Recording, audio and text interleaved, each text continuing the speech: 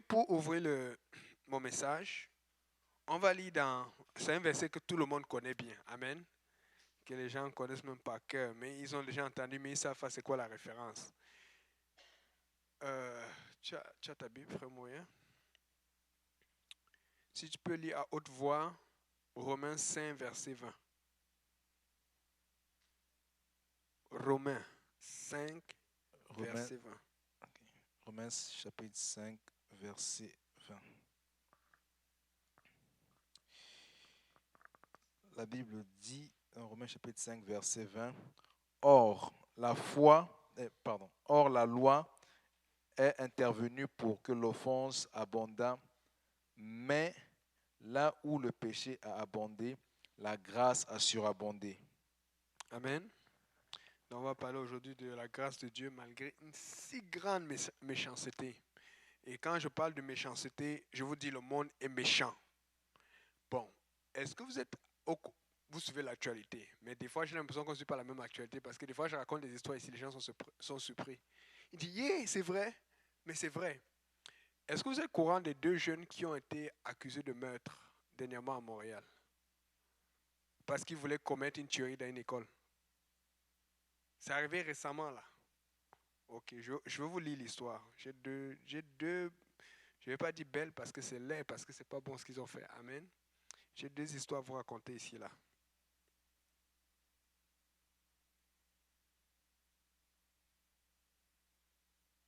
Parce que la lecture que nous disons, c'est là où le péché a abondé, la grâce a surabondé. C'est-à-dire qu'il y a tellement de méchanceté que nous ne devons pas juste regarder la méchanceté, nous devons regarder que plus il y a cette méchanceté, plus Dieu a en train de pouvoir un moyen de sortir de cette méchanceté. Amen.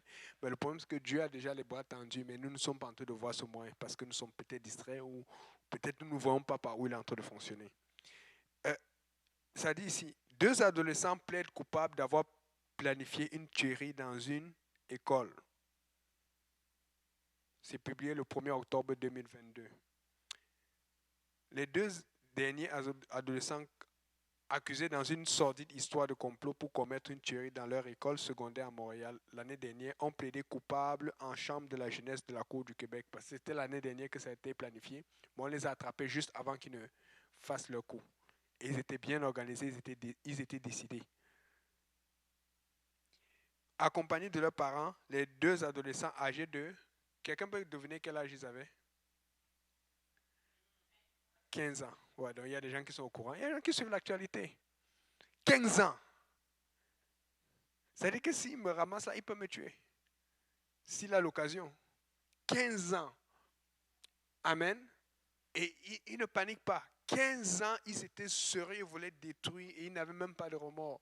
Et quand tu vois cela, et les gens s'inquiètent quand mon fils devient insensible, il va trop à l'église, il pense à Dieu, Dieu, Dieu. Hey, dans le monde, ils sont pires. Mieux vaut être pire dans le Seigneur que d'être pire dans Dieu. Les gens ne réalisent pas. Comme je dis toujours, laisse quelqu'un tomber dans le zèle du Seigneur. Éventuellement, Dieu va adresser ce qu'il a besoin de faire pour le travail des autres. Mais on veut toujours contrôler. Ah, il faut qu'il pense à sa vie. Laisse-le penser à la vie spirituelle d'abord. Amen.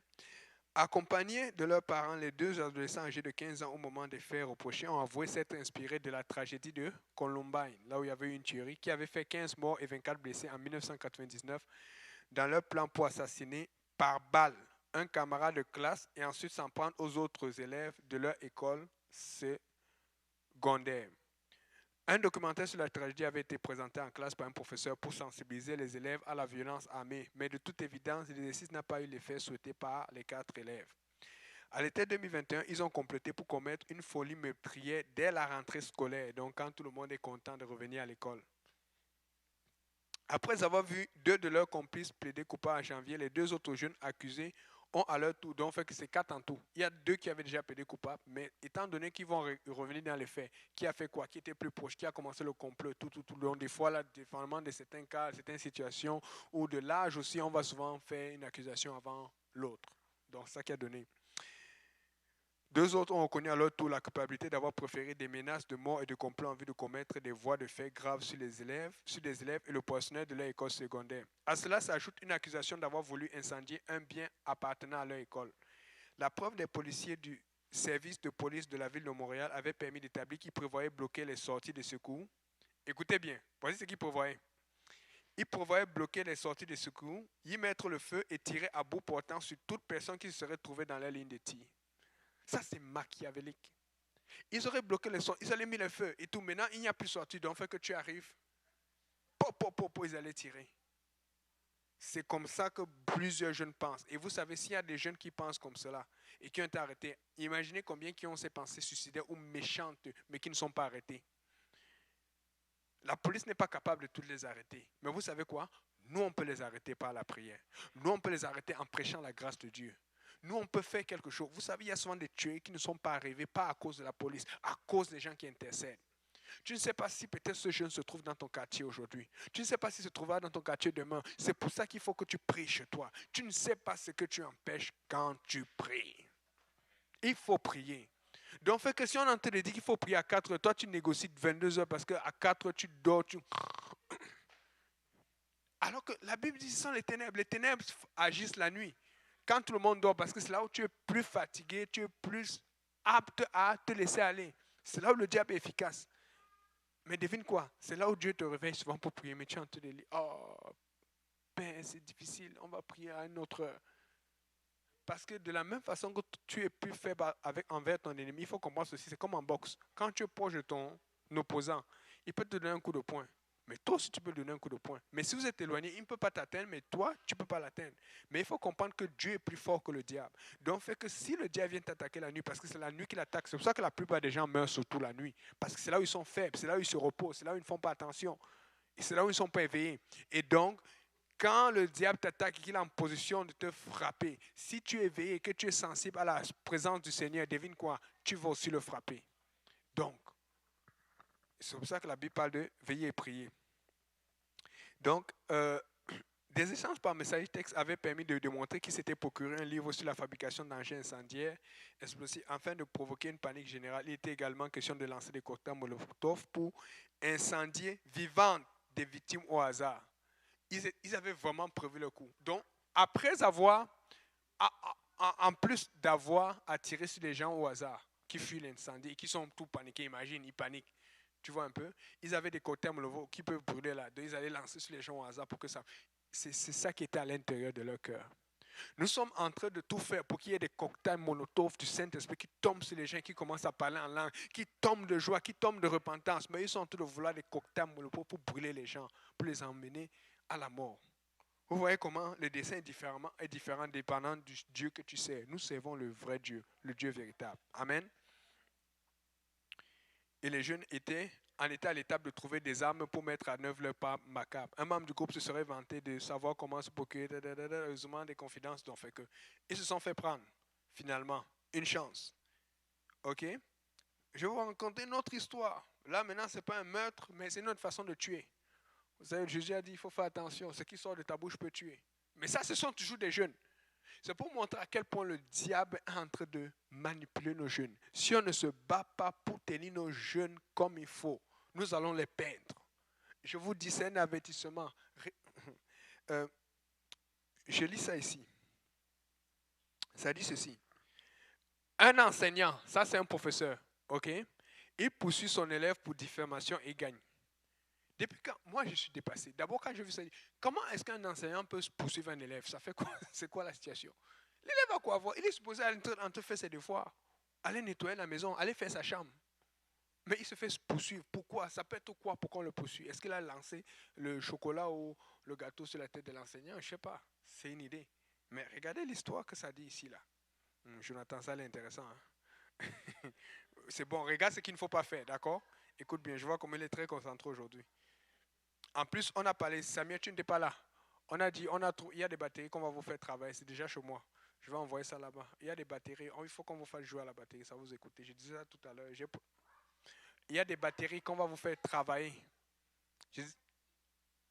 Bon, c'est pas que tu n'étais pas là tout à l'heure, mais quand tu n'étais pas là, j'ai prononcé ton nom avec lui, mais on va vous montrer. Tu vas suivre, demain, à un moment, tu fais suivre le service après, comme ça tu vas savoir. Comme tu es inquiet et tu es curieux. Oui, demande à maman de te faire suivre le service après, quand tu n'étais pas encore là. Tu vas savoir de quoi on a parlé. Tu vas entendre ton nom. Aïe, aïe. Samuel, en tout cas. Samuel porte des lunettes maintenant, il est un peu plus calme. Ok, donc Jonathan, voici l'histoire. C'est bon ça. Check bien. Un élève du secondaire a été condamné à verser des dommages et intérêts à son professeur. Il travaille même. Après avoir traîné avec ses trois amis portant des t-shirts avec sa photo et une phrase suggérant qu'il se livrait à une activité sexuelle avec un autre enseignant. C'est ce que l'élève a fait. Pourquoi? On ne sait pas. Juste comme ça, là. Une telle condamnation contre un élève serait la première au Québec, ce qui créerait un précédent entre, estime l'avocat de l'enseignant, maître Charles quelque chose, en entrevue avec Le Devoir. Voici ce qui se passe. Un vendredi soir en 2019, les quatre amis de 16 ans, 16 ans,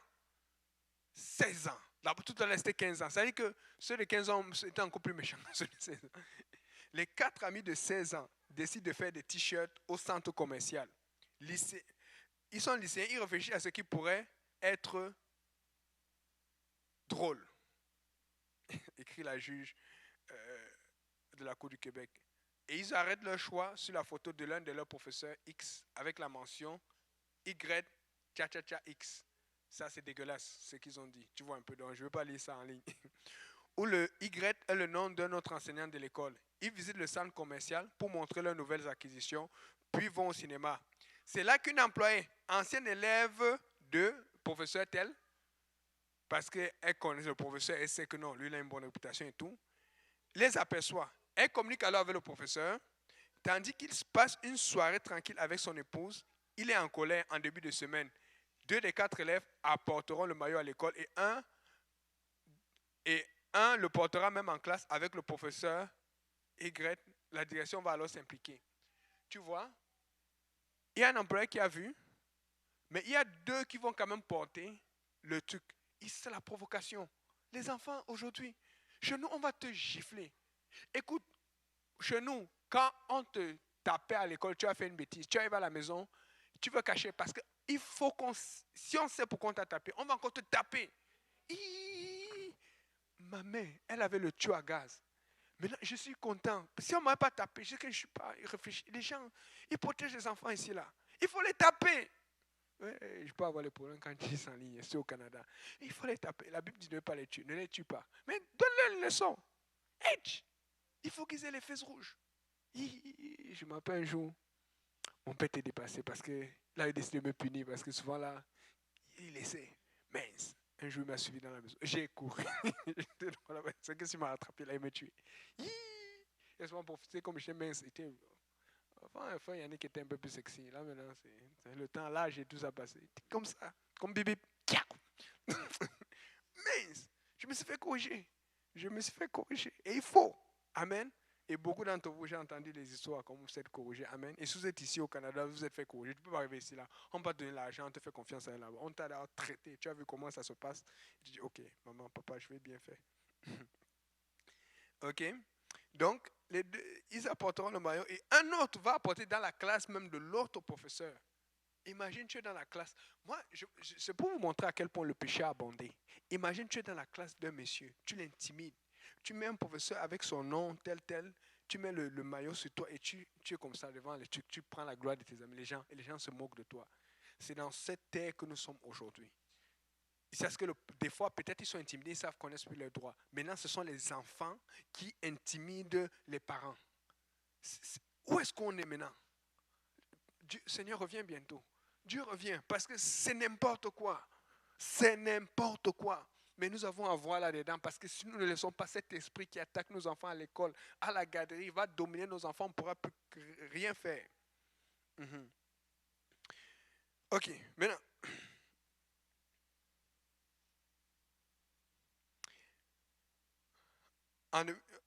La direction va alors s'impliquer, rencontrer les 2 étudiants et découvrir les noms des 2 autres.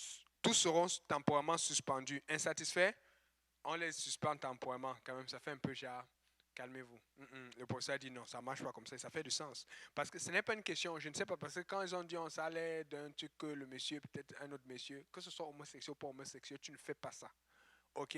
Tu ne te moques pas parce que Dieu respecte tout le monde. Comme on dit toujours, Dieu aime le pécheur, mais il n'aime pas le péché. Maintenant, nous sommes qui pour juger? C'est Dieu qui juge. Tout ce que nous faisons, c'est que nous prêchons ce que Dieu a dit. Nous prêchons ce qui est répété dans la Bible. Amen. OK. Maintenant, ici, insatisfait l'enseignement envoie une lettre de mise en demeure aux 4 élèves. L'un liquide immédiatement moyennant le versement d'une somme d'argent et les deux autres le feront plus tard. Une fois l'action en diffamation engagée, par conséquent, l'action se poursuit jusqu'au procès contre un des élèves et contre leurs parents qui peuvent être tenus responsables des actes des enfants initialement. Donc, vous voyez, c'est devenu la guerre. C'est-à-dire, si c'est devenu la guerre et que c'est parti dans le procès, au lieu de se terminer à l'arrangement comme d'autres, c'est parce que les parents n'ont pas accepté. Ils ont dit, mon fils peut faire ce qu'il veut, ma fille peut faire ce qu'il veut. Vous voyez, ça veut dire qu'il y a des parents qui supportent en arrière. Nous, l'Église, nous n'allons pas faire ça. Nous devons comprendre que le péché est abondé. Amen. Donc, écoutez, quand le pasteur Kaozi, quand nos pasteurs enseignent sur quoi faire avec nos enfants, des fois on prend ça dur parce qu'on se dit que non, on fait déjà bien. Non, en fait, quand nous sommes en train d'enseigner nos enfants, notre entourage, nous devons penser à ceux avec qui ils sont à l'école. Parce qu'il y a un esprit qui agit déjà. Mais le problème, c'est que nous voulons enseigner nos enfants là par rapport à ce que nous voyons. Nous devons enseigner avec ce que nous ne voyons pas, mais ce que nous entendons. Quand vous voyez ce genre de nouvelles, soyez plus strict avec vos enfants. Soyez plus strict avec la parole. Suivez ce que l'Église enseigne. Parce que sinon, c'est vos enfants qui vont se faire attaquer par cela et nous allons regretter. Oh, Seigneur. Amen. Alléluia. Donc,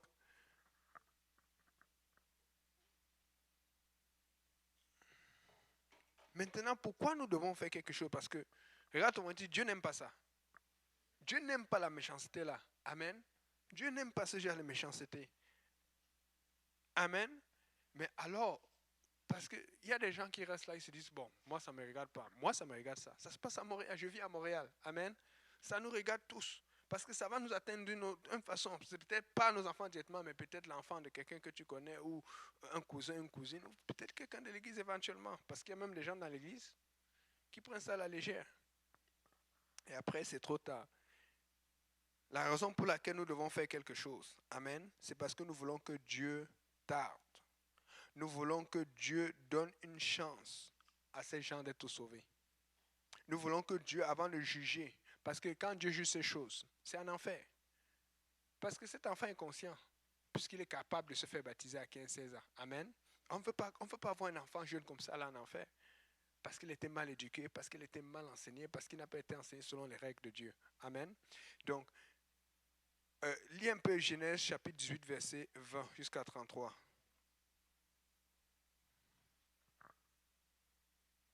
Genèse chapitre 18. Verset 20 à 33. Okay.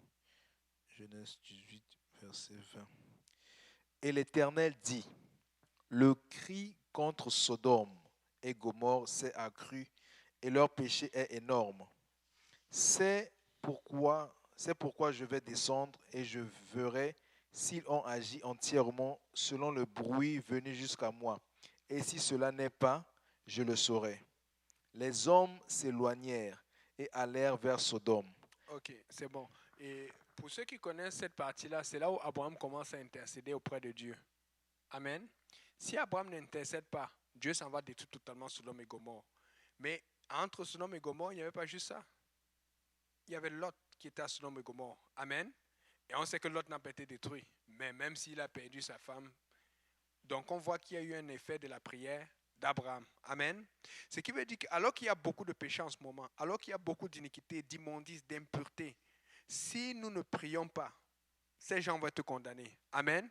Et nous ne voulons pas que ces gens soient condamnés. Amen. Tu ne veux pas que ces gens soient condamnés. Amen. Bethany. Bethany. Tu ne veux pas que les pécheurs soient condamnés, n'est-ce pas? Ok. C'est pour tout le monde. Amen. Un Jonathan. Si tes amis font des bêtises, tu ne fais pas de bêtises, n'est-ce pas? Et s'ils font des bêtises, tu vas tout raconter à maman Rogeline. D'accord? Tout, tu racontes tout. Sinon, on va te mettre des minutes. Non, c'est une blague. C'est ça. Donc, il faut prier. Nous devons prier. C'est l'une des raisons. Oui, nous prions pour Schlager. Oui, nous prions pour le réveil. Mais nous devons prier pour notre quartier, pour là où nous nous trouvons. Parce que nous ne savons pas ce qui arrive. Quand un chrétien apostolique change son quartier. Amen. Un chrétien apostolique change les choses autour de toi. Parce que les sorciers vous connaissent. Je vous dis, les gens qui font les pratiques occultes, ils vous connaissent. Il y a des gens, quand ils te voient, Ils ne veulent même pas te regarder. Ils t'évitent totalement. Tu ne lui as jamais parlé. Mais tu vois que non. Parce qu'il y a des gens qui font beaucoup de l'occultisme, qui pratiquent. Il y a des gens qui vivent seulement de ça. Et dès qu'il ne veut même pas que tu parles de Dieu. Non, non, non, non. Il dit, garde là-bas, ça c'est pour toi. Il ne veut même pas t'entendre. Peut-être il y a des gens qui sont neutres, qui sont comme, moi je pense que Dieu est bon, mais il faut quand même, tu sais, il faut du... Mais il y a des gens qui ne veulent rien parce qu'ils ont fait leur choix. Ils savent où ils s'en vont. Nous devons prier. Amen. Et nos enfants nous regardent aussi. C'est la raison pour laquelle nous devons faire quelque chose. Nous ne pouvons pas voir ce péché comme ces jeunes qui le font et ne rien faire. Pourquoi? Parce que nos enfants nous regardent et ils vont voir nos priorités. Quand ils te voient être motivés, en train de parler contre ces choses, être en train de causer pour dire voici ce que la Bible dit, ce n'est pas bon. Ils vont voir, oh, maman n'aime pas ça, papa n'aime pas ça, oh, ça ce n'est pas une bonne chose, ça c'est pas une bonne affaire, ça c'est pas une bonne habitude. Et l'enfant, ça commence à l'impressionner, ça commence à le stimuler. Mais autre chose, quand les enfants voient notre priorité, l'Église, et notre priorité, l'effort que nous faisons en groupe pour que les enfants changent, pour que les jeunes changent, pour que les gens changent autour de nous, vous devenez quoi? Ils vont vouloir reprendre le flambeau. Quand ils vont grandir, ils vont avoir une idée de ce qu'ils veulent faire, une idée de ce qu'ils veulent vivre avec Dieu, une idée de ce qu'ils ne veulent pas faire. Mais les enfants ne vont pas avoir ça s'ils ne vous voient pas faire ça maintenant. Vraiment, je suis en train de prêcher pour les jeunes aujourd'hui parce que nous avons une génération qui est en train d'être perdue. Amen. Nous avons une génération qui est en train d'être perdue. C'est pour ça que je vous dis, c'est incroyable les jeunes avec qui tu parles. Aujourd'hui, ils veulent argumenter sur tout. C'est sur tout. Religion, ils sont là. Politique, ils sont là. Ils sont dans tout. Mais des fois, là, tu veux même leur faire comprendre les raisonnements de base de certaines choses. Ah non, non, même non, ça ne marche pas comme ça. Finalement, tu veux leur enseigner quoi? Amen. Alléluia, Seigneur. Et donc,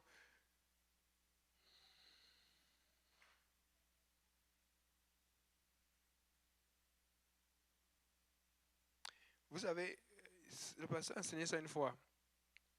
Quand tu vois une femme qui accouche son enfant, elle aime, elle dit, oh, tu es un ange. Mais il y a beaucoup de ces enfants qui sont devenus des meurtriers, des pédophiles, des méchants. Mais qu'est-ce qui s'est passé entre le moment où elle a accouché? Il était un ange, il est devenu un démon. C'est parce qu'il y a quelque chose qui a manqué. Oui, je sais, il y a des mauvais pères. Je ne veux pas dire non, parce qu'il y a des gens, amen. Oui, je sais, il y a des gens qui font des choses. Il y a des méchants, il y a des gens qui kidnappent des enfants, qui volent. Il y a des gens qui abusent aussi des enfants. Donc, fait que tu vas toujours voir une cause quelque part. Amen. Mais si ces gens font mal, qu'est-ce que nous pouvons faire pour que les choses changent? Et quand je méditais, j'ai commencé à penser, regardons un peu depuis que nous sommes à l'église. Regardons un peu les enfants. Tu vas voir les enfants du pasteur, les enfants de tel endroit, telle personne qui est mature. Tu vas voir la différence. Mais tu vas voir d'autres enfants de pasteurs, d'autres enfants de personnes matures, mais qui ne grandissent pas comme les autres. C'est parce qu'il n'y a pas le même sacrifice qui est mis. Donc ce sacrifice que nous faisons, si nous le faisons pour les enfants des autres, Dieu va faire ce que ça agisse sur nos enfants s'ils ne croient pas en Dieu, s'ils ne servent pas Dieu. Amen. Nous devons faire quelque chose. Et quand je regarde même des gens, au pays, quand j'étais au Cameroun, quand je suis arrivé ici, là, d'autres personnes, des parents que j'ai connus, hors de l'église même, imaginez les enfants, vous allez voir, tout le monde n'a pas réussi. Qu'est-ce qui se passe? Tout le monde veut que son enfant réussisse. Tout le monde veut que ses petits-enfants réussissent. Mais tout le monde ne réussit pas. Vous savez, c'est quoi le problème? C'est l'investissement qu'on met sur lui. Et voilà pourquoi tout le monde se dit, la plupart des gens qui ont des enfants se plaignent toujours que waouh, ça coûte cher. Pas seulement que ça coûte cher, mais ça prend beaucoup de temps et d'énergie. Je suis en train de dire aujourd'hui à l'église que ça fait partie d'un rôle de l'église. Vous voyez que vous pensez que c'est parce que nous n'avons pas d'enfants ou ceux qui n'ont pas d'enfants que non, nous avons quelque chose à faire. Je ne sais pas comment vous allez le faire, mais donnez votre voix. Il faut que ce soit connu dans votre lieu de travail. Il faut que ce soit connu dans votre lieu d'école. Amen. Et il faut que ce soit connu ici au Chalaga. Passez des cartes. Parlez à des jeunes. Dis, tu sais, on peut t'apprendre certaines choses. Il y a des jeunes qui ont soif. Il y a des jeunes seulement, c'est parce qu'ils voient d'autres faire et ils sont tirés par l'effet de groupe. Je me rappelle quand on commençait à chauffer les JPNL. Et puis les gens, toujours les anti-pasteurs, vous faites ça, ils venaient un peu nous parler par derrière pour penser que, non, allez devant notre pasteur et tout. Et puis ils disent, vous êtes sûr que vous-même vous avez raison. On dit, viens, on voit dans la Bible. On dit, non, votre affaire là, c'est pas, c'est d'abord l'effet de groupe. Et puis, là, ça m'énerve. Vous étiez là quand le pasteur a commencé avec nous? On était seuls. C'est parce que c'était vrai qu'on a grandi. Maintenant, on a l'effet de groupe parce qu'on a plusieurs personnes qui sont dans la vérité. Amen. Il y a beaucoup de jeunes. L'effet de groupe, ça marche dans le bien, mais ça marche aussi dans le mal. Il y a beaucoup de jeunes qui ne savent pas, qui ont peur, qui ne savent pas comment se tenir, qui n'ont pas de référence, qui n'ont pas de voix. Ils sont là, ici, dans ce lieu. Ils sont là autour de nous. Ils ont besoin de quelqu'un pour leur montrer le chemin. Amen. Nous devons préserver ce que nous avons. Et nous devons pousser pour avoir plus loin. Amen. Parce que le diable, il désire ton héritage, il désire ton argent, il désire ton corps, il désire tes enfants, il désire tes convictions. C'est pour ça que, écoutez, je ne sais pas pour vous, mais je ne suis pas fan d'Asie inoxydable. Tous les jours, des fois, tu veux rester à la maison pour être tout truc. Non, tu ne peux pas. Tu vas au travail, il y a les tentations. Le frère Simplice a parlé bien la dernière fois. Impudicité. On a eu un bon temps. Je me mis en ligne aujourd'hui. Amen. Amen. Des fois, quand je mets ça, je dis que mais j'aimerais savoir c'est quoi la conversation entre le frère Simplice et son époux, la sœur Isnaïn. Sur quand il te questionne, tu faisais quoi là-bas? Je ne connais pas trop, je connais un peu les femmes. Des fois, là, il n'y a pas de problème, mais elle veut quand même savoir. J'imagine le frère Simplice, il a fouillé. Oublie ça. Maman, laisse seulement.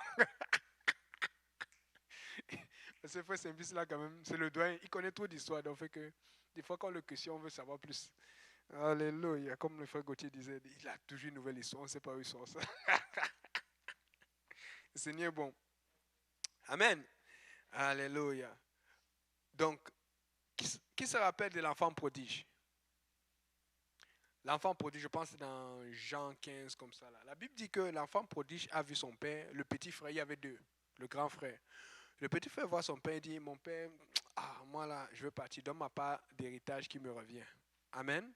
Et quand il s'en va, la Bible dit qu'il est parti dépenser ça avec les prostituées. Il a fait la fête, la fiesta, elle a été mauvaise. Il a tourné. Et quand l'argent est fini, là, il va manger même le riz collé. Parce qu'avant, lui mangeait juste le riz Jonjo. C'est que le riz Jonjo est plus cher que le riz collé. Je sais ça. Quand je suis ici, c'est là où j'ai vraiment connu le riz Jonjo. Le Jonjo est plus cher, non? Ouais, c'est ça. Donc, lui mangeait juste le riz Jonjo avec les lalo et tout ça, là. Tout ce qui était de amen et tout. Mais là, il a baissé. Lui, il cherchait riz collé avec piclis. Rien. À un moment, il laisse le riz collé, il veut le piclis. Rien. Là, la Bible dit qu'il va chercher la nourriture de porc. La nourriture de porc. Le griot même, c'est beaucoup. Il va chercher parce qu'il n'avait plus même le riz. Il griot rien, tout était fini. Il n'y a plus d'argent pour ça. Mais on dit que même ça, là, on ne le laissait pas manger. Là, finalement, il commence à se repentir. Il retourne chez son père. Vous savez, Dieu est en train de parler de ce qu'il fait. On a dit là où le péché a abondé, la grâce a surabondé. Cet esprit est présent en ce moment. Je peux vous dire, que ce soit en prière avec les attaques que nous avons en ce moment, il y a plusieurs jeunes que Dieu veut faire retourner chez leur père. Mais les faire retourner chez leur père, ou chez leurs parents, ou chez leurs frères, ou chez quelqu'un qui les a fait grandir. Dieu va les faire passer par l'église parce qu'ils auront besoin d'être suivis pour ne pas retourner à cette porchée dans laquelle ils sont. Je vous promets, en ce moment, ça brûle en ce moment. Il y en a plusieurs qui veulent juste retourner, mais ils ne savent pas. Il n'y a personne pour le leur dire. Je vous dis, parlez. Parlez aux jeunes gars, parlez aux jeunes filles. Pourquoi c'est toujours au Québec que le taux de suicide est le plus élevé? Moi, je me dis, pourquoi quelqu'un se suicide et n'a jamais entendu parler de Dieu? Est-ce qu'il n'y a personne qui pouvait passer pour dire que, hey, connais Jésus, donne-toi Jésus, viens à l'église? Tu ne sais pas. Peut-être c'est ça qu'il avait besoin d'écouter avant de passer à l'acte. Je suivais ça, l'histoire d'une personne qui s'est suicidée d'ailleurs. Parce que des fois, pour comprendre ce qui se passe dans la tête des jeunes, il faut aller lire pour savoir. Parce que des fois, moi, j'ai envie de comprendre. Je ne sais pas. Écoutez, j'ai tellement de choses à faire. La suicide, même si j'ai découragé comment dans l'église. Non! Hey! Papa Simplice, Dieu nous a sortis du monde là, avec toutes les options qu'on refuse là. On va se suicider quoi? Yako.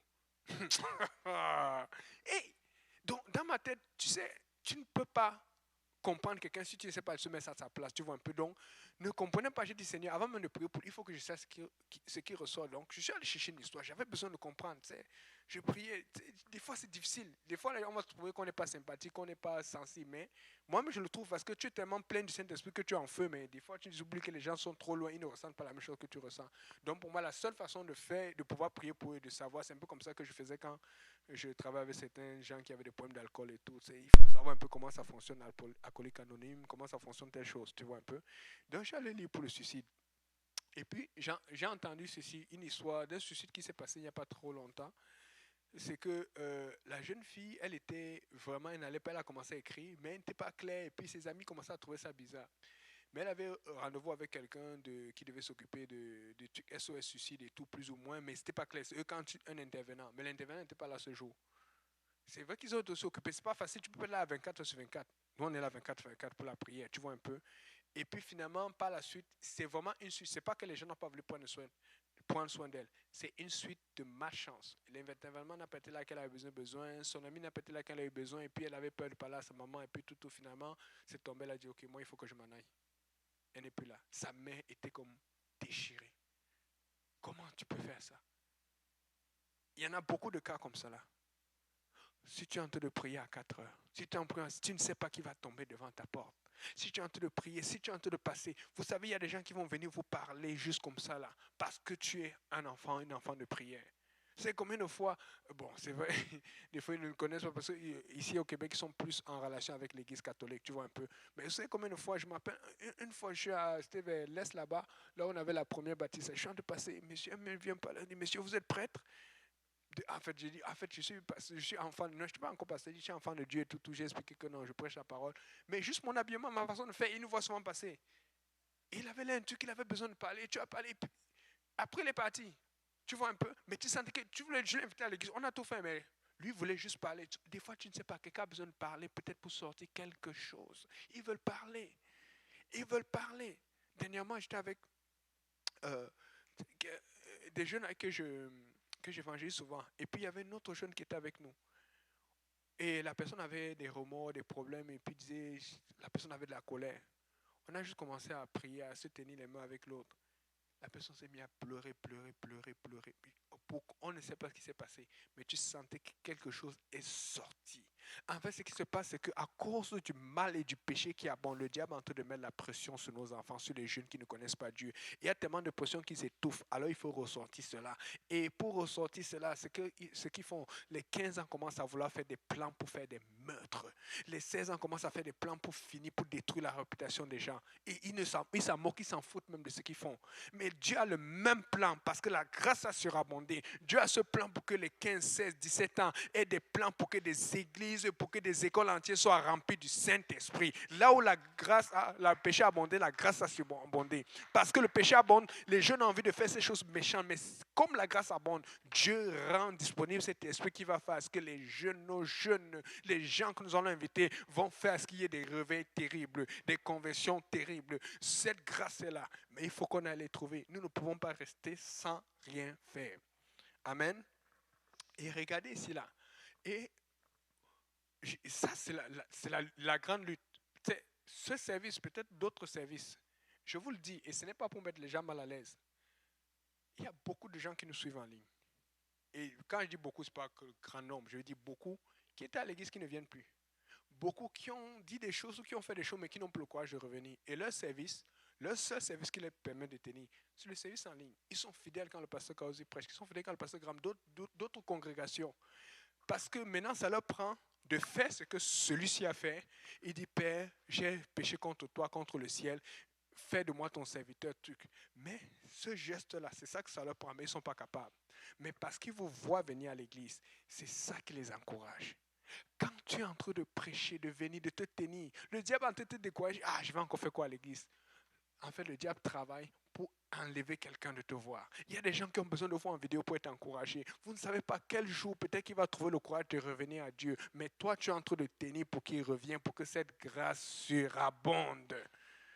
Tiens bon. Mais regardez une chose.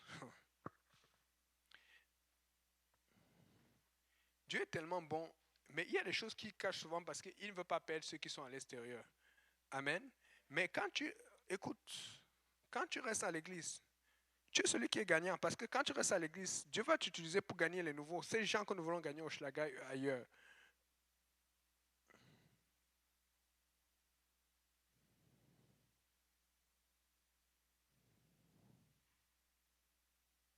Attendez, je vais juste...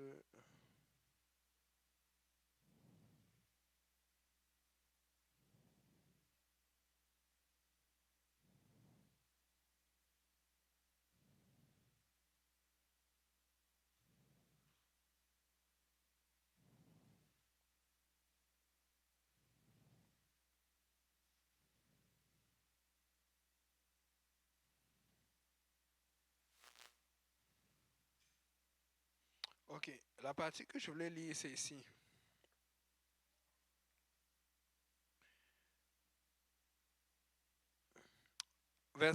Luc 15, verset 25. Or, le fils aîné était dans les champs. Lorsqu'il revint et il approcha de la maison, il entendit la musique et les danses. Il voit qu'on fait la fête. Comment on fait la fête quand quelqu'un revient à l'église? Amen. Que, oh de Lord, il est sous mes pieds. Satan, il est sous mes pieds. Amen. Car il y a un feu. Amen. On connaît tout ça. Ok. Là, il appela des serviteurs, et lui demanda ce que c'était. Le serviteur lui dit, ton frère est de retour et parce qu'il l'a retrouvé en bonne santé, ton père a tué le veau gras. Et il se mit en colère. Il ne voulait pas entrer dans... Il ne voulait pas entrer, son père sortit le pria d'entrer. C'est ça le problème. Des fois, on voit ce que Dieu fait pour le nouveau, ou le pasteur, ou ce que les frères forts de l'église font pour les gens qui sont rétrogrades, ou pour les gens qui ne sont pas encore dans l'église. Et ce qui est problématique, je dis, c'est un problème que nous avons à l'église. C'est que les gens commencent à se plaindre parce qu'ils veulent cet effort pour eux. Non. Quand tu es à l'église depuis un moment, il faut que tu laisses qu'on fasse pour les autres parce que c'est un schéma que Dieu a donné. Mais quand tu commences, il ne voulait pas entrer. Mais regarde ce que le père lui dit. Son père est sorti et le pria. Son père est quand même sorti. Hey, ton père est encore sorti pour te faire entrer à l'église. Tu es fâché parce qu'on s'occupe d'un autre. Tu ne sais pas tout. Il y a des choses que Dieu ne te dit pas. Mais regardez, je vais vous montrer ce que Dieu ne lui a pas dit ici, là. Et ce que Dieu ne nous a pas dit et qui révèle. Son père, il pria d'entrer. Mais il répondit à son père. Voici, il y a tant d'années que je te sers sans avoir jamais transgressé tes ordres. Et jamais tu ne m'as donné un chevreau pour que je me réjouisse avec mes amis. Et quand ton fils est arrivé, celui qui a mangé ton bien avec des prostituées, c'est pour lui que tu as tué le veau gras, le gros veau. Tu as fait la fête, tu as mis tout. Amen. Tu as mis le riz collé ou bon, saumon, maïs salao, le héros de la sœur Catherine. Tu as mis tout, toutes ces choses qui sont bonnes. Amen. Ou il y a un légume là, une dolette de la sœur Bibiane. Tu as mis tout. Amen. Ok. Donc, maintenant, quand tu mets tout cela, ça veut dire qu'ils sont importants, mais c'est ce que Dieu veut, qu'on sache qu'ils sont importants. Je suis en train de dire là-dessus, c'est que vous voulez voir cette grâce agir. Mettez tout pour que ces gens qui sont dehors arrivent. C'est ce qu'il a fait. Il a fait la fête, il a fait tout. Il a mis des choses qu'il ne mettait pas pour l'autre qui était déjà là. Ce qui veut dire que quand vous avez des gens qui sont déjà à l'église, oui, c'est compréhensible, mais ils sont pleins dehors là. Regardez, soyez sensibles. Regardez, vous allez voir. Il y en a plusieurs qui ont besoin juste de quelqu'un pour leur dire, de les diriger, de les inviter. Regardez, je vous dis, cette grâce est prête pour eux. Amen. Mais ce n'est pas fini. Et quand ton fils qui est arrivé, qui a mangé ton bien avec des prostituées, c'est pour lui que tu as tué le veau gras. Mon enfant, lui dit le père, tu es toujours avec moi et tout ce que j'ai est à toi. Est-ce que vous comprenez? Les gens n'ont pas compris. Il dit, tu es toujours avec moi. C'est-à-dire que notre relation est forte. Mais il n'a pas dit ça pour l'autre. Parce qu'il sait qu'après la fête, la réalité va revenir. Parce que quand quelqu'un est rétrograde et vient dans la maison, il y a les attaques. Et quand quelqu'un n'est pas rétrograde et qui vient quand même dans la maison de Dieu, il y a la tentation de rentrer dans le passé. Mais il dit, tu es toujours avec moi. Toi, tu as une relation qui est stable, que je n'ai pas besoin de tuer un veau gras pour toi. J'ai confiance. C'est la meilleure relation. Si Dieu a toujours besoin de faire des éclats pour te garder, tu n'es pas dans une relation avec Dieu. Si Dieu a besoin de faire quelque chose d'impressionnant pour te garder, tu n'es pas dans une relation avec Dieu. Dieu fait des choses impressionnantes pour ceux qui ne sont pas solides, pour les nouveaux ou pour les rétrogrades. Dieu ne doit pas avoir besoin de me dire, Yannick, je vais te donner ça si tu... Non! En face qu'on me tue, je suis à Dieu, j'appartiens à Dieu, je meurs pour Dieu jusqu'à la fin au nom de Jésus. Et donc, là maintenant, il dit ceci. Il dit, tu es toujours avec moi. Et regardez ce qu'il dit. Et tout ce que j'ai est à toi. Pour le confirmer. Ce qui veut dire qu'en fait, il a dépensé là-bas. J'ai tué le veau gras. Mais ne pense pas que comme il est venu, je vais lui donner l'héritage. Il ne comprenait pas. Mais parce qu'il faut l'accueillir, il faut le rentrer. S'il veut un héritage, il va devoir travailler maintenant. Mais il dit, tout ce que j'ai est à toi. Je n'ai pas oublié ta promesse. Tu es toujours là, c'est toi qui gagnes. Tu es en train de te plaindre. Écoute, quand tu es resté dans l'église, tu as souffert alors que l'autre est sorti. Dieu n'a pas changé ta promesse. C'est l'autre qui va recommencer à zéro. Toi, tu ne recommences rien. Tu continues. Éventuellement, Dieu va répondre à tes prières. C'est l'autre qui souffre. Amen. Éventuellement, Dieu va répondre. Il dit,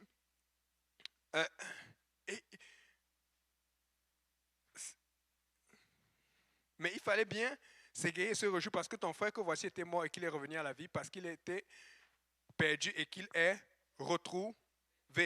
Amen. Donc, il y a une chose qu'il faut comprendre. C'est le grand frère. Éventuellement, il faut qu'il répande l'héritage de son papa. Il faut qu'il grandisse. Mais il oublie une chose. En restant, il a vu les erreurs que son frère a faites en sortant. Donc, il sait déjà que le jour où il va partir, comme il faut que ce sera son temps, il sait déjà ce qu'il ne faut pas faire. Je suis désolé, je ne veux pas qu'on profite des rotogrades. Mais quand quelqu'un rotograde et laisse l'église, ou quand quelqu'un est perdu, c'est une bonne nouvelle pour nous. Parce qu'on voit ce qu'on ne veut pas être. Écoutez, Seigneur, moi je dis Seigneur que je ne sois jamais comme ça. Et je ne veux pas me moquer d'eux, jamais. Parce que c'est dur. Moi je ne sais pas comment si le diable me souille avec telle chose, je vais faire. Ça va être dur. Alors que c'est comme le diable va te faire culpabiliser. Pourquoi d'abord tu as encore fait? Alors qu'on te parlait depuis à l'église. Et maintenant, quand il reste, il voit aussi d'autres gens, parce qu'il n'y a pas que son petit frère qui est parti, il voit d'autres gens, d'autres familles, d'autres situations. Et donc, quand il va partir, il sera prêt à bien utiliser l'argent de son père, à bien faire comme il fait, à honorer son père, ou à garder la maison et faire grandir. Parce que tout ce que Dieu veut, c'est qu'on fasse toujours grandir son héritage. Tu ne gardes pas juste pour laisser, tu fais toujours grandir l'héritage. Donc, il était en train de prendre de l'espérance, mais il ne se rendait pas compte. Mais c'est que ça venait de sa relation intime et intense qu'il avait avec son père. Mais dans cette relation, à cause de quelqu'un qui est rentré, Dieu, le père savait ce qui se passait à la maison, mais le fils qui était revenu, pour que le père le touche, pour lui montrer à quel point je suis content de te voir, il a fait quelque chose qu'il n'avait pas l'habitude de faire. Mais ça va être toujours visible par tout le monde. Mais toi, tu vois ça, tu commences à être jaloux, alors que tu oublies que le père a confiance en toi. Dans le fond, quand Dieu fait beaucoup d'efforts pour les gens autour de vous et qu'il ne dit rien par rapport à toi, c'est parce qu'il a confiance en toi. Mais si tu commences à avoir la jalousie, est-ce que Dieu peut encore avoir confiance en toi? Quel est ton niveau spirituel si c'est toi qui commences à te plaindre? Laisse Dieu faire l'effort pour celui qui ne connaît pas, pour celle qui ne connaît pas, et aide Dieu dans cet effort parce que Dieu veut rattraper les perdus. Cette grâce-là, mais Dieu veut que ce soit nous qui allons pour que les perdus profitent de cette grâce. Amen. On termine bientôt. Est-ce que tu peux lire à haute voix Hébreux 12, versets 1 à 3? Hébreux chapitre 12, versets 1 à 3.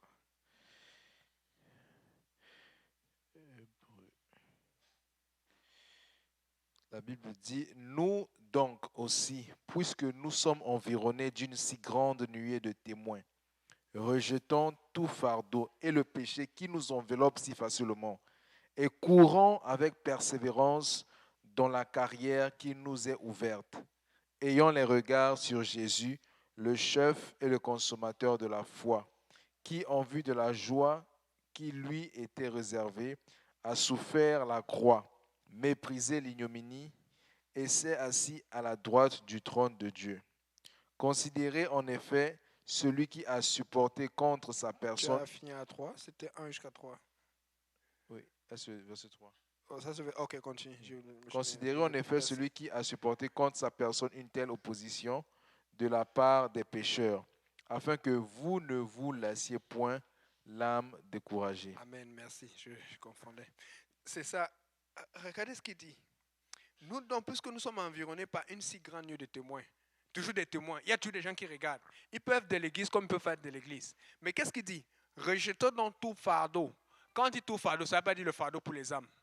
C'est parce que nous prenons des mauvais fardeaux. Les gens, oh, mon père n'a pas réussi, ma mère n'a pas, oh, n'a pas, oh, les finances étaient, je n'ai jamais eu tel diplôme, je n'ai jamais eu telle situation. Et on prend des fardeaux que Dieu veut qu'on mette entre ses mains. Vous voulez que la grâce de Dieu agisse, prenez les fardeaux spirituels de Dieu.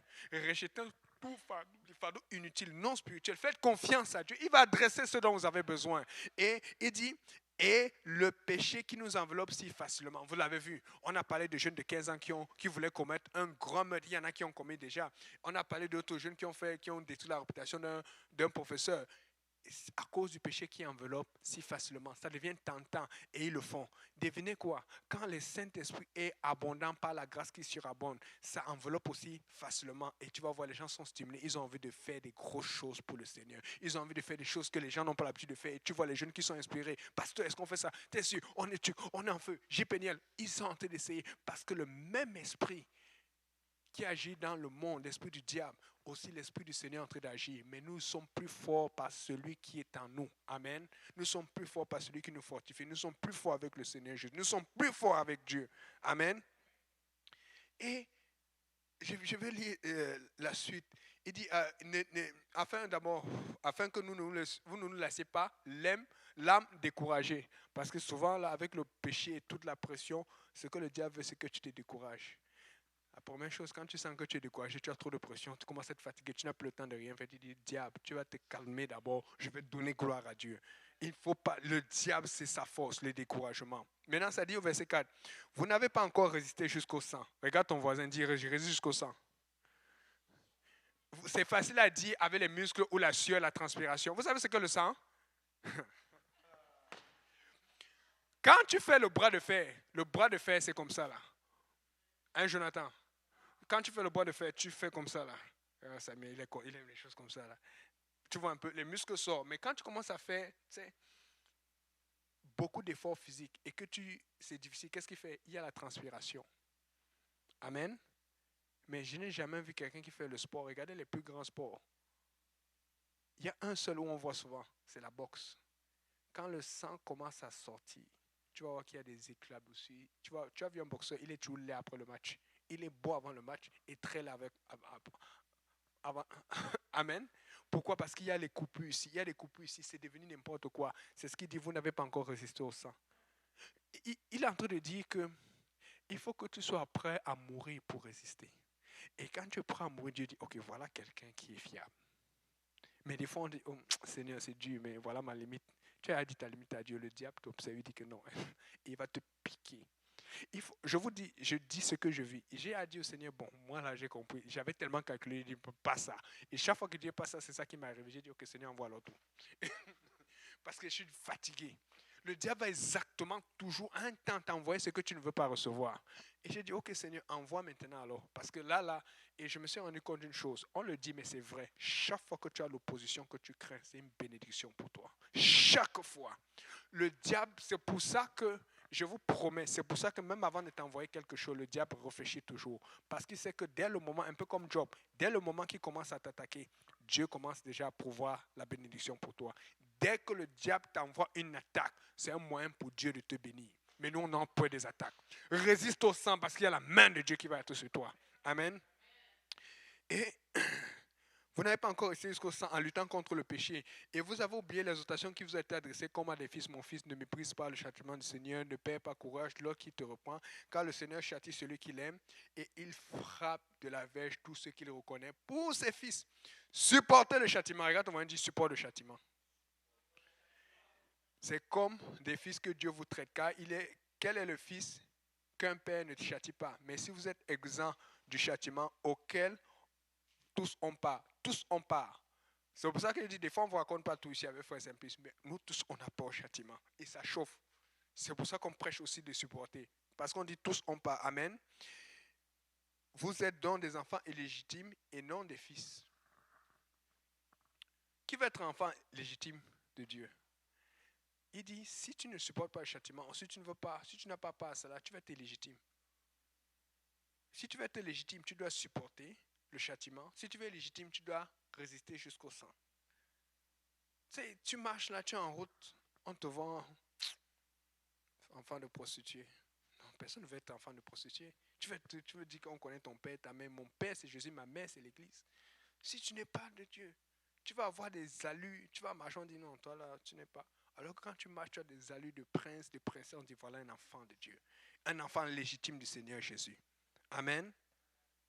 Amen. Regarde ton voisin, tu dis comment est-ce que tu veux marcher au ciel? Imaginez quelque chose, j'imaginais ça quand je préparais cette prédication. Si maintenant tu avais Dieu et que vous êtes en train de faire, tu avais Dieu, n'est-ce pas? Et tu sais que tu vas finir avec Dieu. Amen. Mais maintenant, Dieu dit, je vais te renvoyer dans le temps. Et vous allez faire comment? Tu vas mourir pour moi, un peu comme Jacques, ou tous ceux qui sont morts pour moi. Tu es en train de faire le scénario. Comment est-ce que tu vas le faire? Parce que toi, tu es d'accord que si tu fais un petit scénario, tu tombes un peu là, et puis c'est un accident au hasard. Là, on dit, ah, c'est pas truc. Toi, tu veux un vrai scénario où tout le monde est là, on dit, ah, René Jésus dit, non, René Jésus, non. Tu fais un film après, tu vois les gens qui volent, tu dis que non, vous allez me tuer pour Jésus. Tout le monde va chercher le meilleur scénario. Le scénario qui touche les cœurs. Mais Dieu est en train de faire le scénario pour toi, mais toi, tu ne veux pas dire, non, non, laissez-moi, je n'ai pas signé pour ça. La qualité de sang là, laissez le pasteur, c'est pour le frère Saint-Denis, c'est les frères Maurice, c'est pour les. La Bible vous dit que le Seigneur est avec vous. Et vous sentez sa présence. Mais il est en train de vouloir faire le scénario. Mais des fois, quand il fait le scénario, il va encore effacer. Il change. Il dit elle peut me lâcher là-bas. Et comme Dieu ne veut pas te payer, il dit non, on va changer le scénario. Laisse Dieu écrire ton scénario. Plus Dieu écrit, plus tu vas voir sa main. Plus Dieu écrit, plus tu vas voir sa main. En fait, dans le fond, c'est pour ça que Dieu retarde certaines choses. Et le diable aussi, parce que, vous savez, le diable ne sait pas à quel point tu vas te confier à Dieu, à quel point on va prier pour toi quand il va te faire traverser une situation. Et comme il va être sûr que tu vas échouer et que tu vas avoir ta bénédiction, il va te mettre ça dans un temps, dans un moment où tu es faible, où tu n'es pas capable de tenir. Je suis en train de te dire, si tu as n'importe quoi que tu vis en ce moment, c'est une occasion pour Dieu de te bénir. Si tu as quelque chose qui s'en vient, tu dis, Seigneur, c'est ma bénédiction. Amen. Et pour finir, c'est quand, des fois là, tu dis tu aimes Dieu, tu aimes Dieu. C'est pas facile, hein? Hier, ça là, je pense que j'ai pu faire ça. Hier là, c'est comme il faisait froid. Dimanche, j'ai fait monter le drone pour voir un peu l'état du toit. J'ai vu que non. Parce que j'ai fait ça il y a 2 ans. Hier, je suis monté sur le toit. Quand tu montes sur le toit là, ta vie passe en résumé. Hey! Parce qu'il faut que j'économise. Parce qu'il y a tellement de choses que j'ai, les pressions, le ministère, des choses à faire que si je prends un professionnel pour faire ça, ça va me tuer. Mais j'ai dit non, l'année prochaine, c'est fini. Je ne monte plus, je prends un professionnel parce que j'ai fait trop de colmatage. Amen. Mais quand j'ai mis le drone, j'ai vu que ce qui manquait, c'était juste 1 ou 2 parties. Et finalement, en montant, j'ai vu une 3e. Maintenant, la raison pour laquelle ça fait un peu, ça stresse, parce que d'habitude, quand je monte sur le toit, la première chose que je fais, comme je sais que des fois, ça me prend 2 ou 3 jours pour finir tout, pour faire ça. Mais ça, c'est un petit travail de quelques heures. Là, pour être prudent, il faut que tu attaches des cordes un peu partout pour t'attacher, pour que quand tu vas au bout du toit, tu sois capable de te tenir. Mais ça prend plus de temps, il faut bien faire ça. Et je n'avais pas toutes les cordes, et certains j'ai retrouvé, mais ça allait me prendre trop de temps. Donc, fait que j'ai monté les cordes, après j'ai ramené, parce que j'ai dit, il y avait 1 ici, 2 ici, et finalement j'ai vu un autre qu'il fallait faire juste pour être sûr de passer l'hiver comme il faut. Mais si tu arrives en haut là, tu vois, tu vas toujours un petit pas prie pour moi. Ça, tu sais que Dieu est avec toi, parce qu'avant de monter, je prie toujours beaucoup. Oui, je prie toujours, je ne suis pas bête là. Tu sais, même avant de monter l'escalier, même la nuit avant de prier, 2 ou 3 jours avant de prier, quand je sais que je vais monter, je prie toujours pour que Dieu me protège. Et ça s'est toujours bien passé. Mais tu ne sais jamais. Tu peux tomber, casser une jambe et tu peux être estropié pour. Tu sais, je veux quand même servir le Seigneur. Amen. Mais tu commences à te penser que c'est vrai que combien d'enfants je voulais même avoir encore. Tu commences à dire, tu vois les choses que tu n'as pas faites, tu dis, vraiment, il faut que tu dépendes de Dieu. Parce que si, ce n'est pas une question même d'être au toit là. Parce que les gens étaient en Ukraine, on a bombardé. Les gens sont là-bas en Crimée, on a bombardé. Il y a des gens qui meurent. Tu peux mourir n'importe quand. Est-ce que tu es prêt à vivre pour Dieu? Est-ce que tu es prêt à être martyr pour Dieu? Vous savez, Jacques qui a été martyr, vous savez ce qui s'est passé? Les gens se sont dit, mais il avait les premiers qui étaient martyrs quand les apôtres ont commencé. Peut-être Paul c'était vers la fin, Pierre c'est la fin, mais ils ont le temps d'être réjouis de voir la puissance de Dieu. Mais les premiers martyrs n'ont pas le temps de se réjouir. Maintenant, si c'est toi qui es le premier martyr que Dieu passe, comment tu vas prendre? Comment tu vas faire? C'est un honneur de mourir pour Dieu. Mais si c'est toi que Dieu dit tu vas être le premier à passer, tu vas faire comment? Écoutez, il faut savoir que le temps passe. Il faut vivre pour Dieu avant que Dieu vienne te demander de mourir pour lui. Vivons pour Dieu maintenant. Amen. Et toujours, finalement, je me suis rendu compte qu'au lieu de mettre pour sauver du temps, je devais juste marcher prudemment. J'ai marché prudemment, je prenais mon temps, j'ai fait le travail qu'il avait fait, et puis je suis allé de l'autre côté. Mais ça donne des frissons, surtout que tu sais que tu n'as pas les cordes que tu mets d'habitude. Parce que si je mettais les cordes, j'allais prendre au moins 1h30, 2 heures de temps. C'était férié, on avait l'étude et j'avais d'autres choses à faire. Et j'étais, parce que la veille aussi, on avait une activité. Et donc, j'étais fatigué, donc il fallait que je fasse attention. Tu vois un peu. Et j'ai compris que des fois, il faut être sage. On peut être sécu. Mais des fois, là, tu sais, nous-mêmes, il faut qu'on soit conscient de ce qu'on est capable et ce qu'on n'est pas capable. Il faut qu'on marche. J'ai marché très prudemment, mais j'ai atteint mon but. Tu sais, oui, on nous a donné beaucoup de cordes pour nous tenir à l'église, pour éviter de tomber dans tel là. Mais il faut aussi que tu sois concentré sur l'objectif. Si tu vas avoir ces gens qui sont dans le mal, tu vas les avoir. Mais il faut que tu fasses attention à toi, tu fasses attention à ta consécration. Mais des fois, on fait tellement attention, tel a dit tel, il ne faut pas tel fait, que finalement, on n'est plus capable de travailler pour Dieu. Il faut connaître c'est quoi le juste milieu. Il faut connaître la juste part parce qu'il y a un peuple à aller chercher dehors et Dieu a promis qu'il y aura un réveil. Je veux que Dieu m'utilise. Écoutez, si je ne suis pas là au Schlager, Dieu m'envoie quelqu'un d'autre. Si je ne suis pas là-bas, Dieu va envoyer quelqu'un d'autre. Je ne veux pas que Dieu aille prendre quelqu'un à ma place. Et puis on apporte, on commence à faire le veau gras et tout. Non, non. Je veux que ce soit moi que Dieu utilise parce que Dieu a dit qu'il peut compter sur moi. Dieu a dit qu'il peut compter sur toi.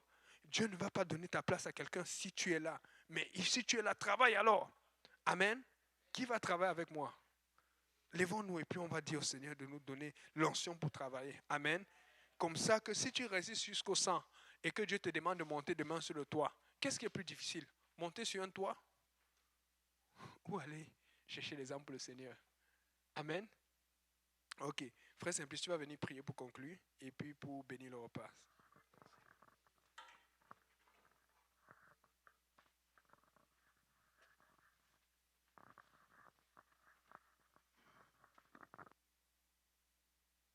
Alléluia.